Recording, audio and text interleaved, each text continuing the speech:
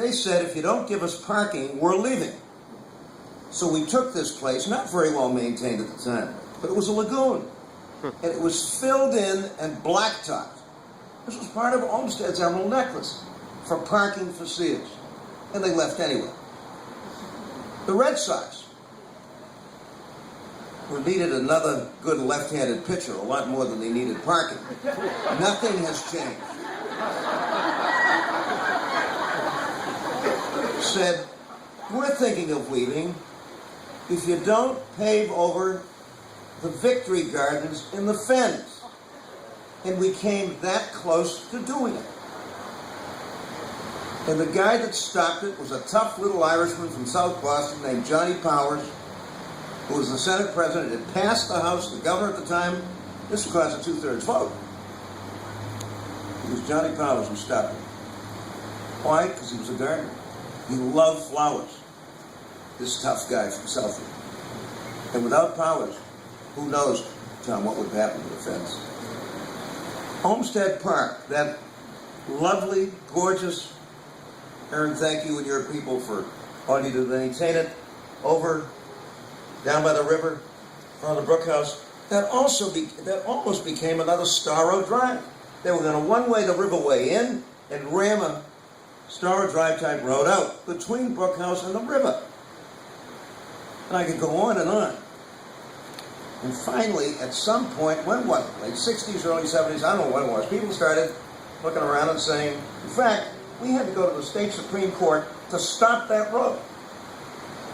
Because we found this obscure clause in a grant of land to the town over there that gave us a legal basis for stopping the NBC Eddie to bang that road through. I mean, and I don't have to tell you about the Interbelt Highway. 8 lanes elevated right through this necklace, right in front of Simmons and Emanuel, 3 feet from the Museum of Fine Arts. It was a done deal.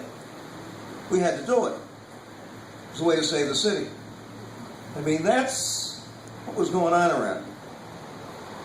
And for a guy who's been here a long time, lived through that, fought it tooth and nail, and to be able to see what's happened to this community, to this special necklace, is really something.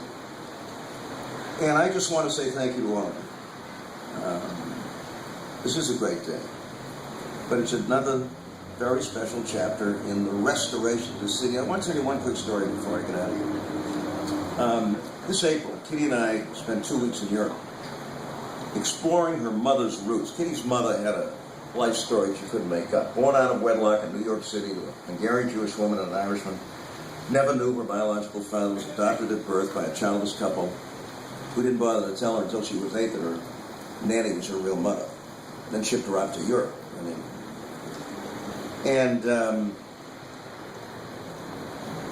we kind of went back and proceeded to look at her background and so forth. Went to Budapest, where Kitty's real grandmother was born. She didn't know it was her real grandmother until she was 17.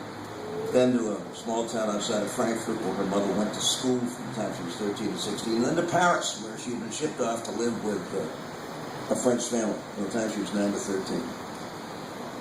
And we came back from Paris, and Paris is Paris. And I saw the mayor and I said, Tom, let me tell you something. We've had an extraordinary experience. But Boston today is more beautiful than Paris. And I mean it.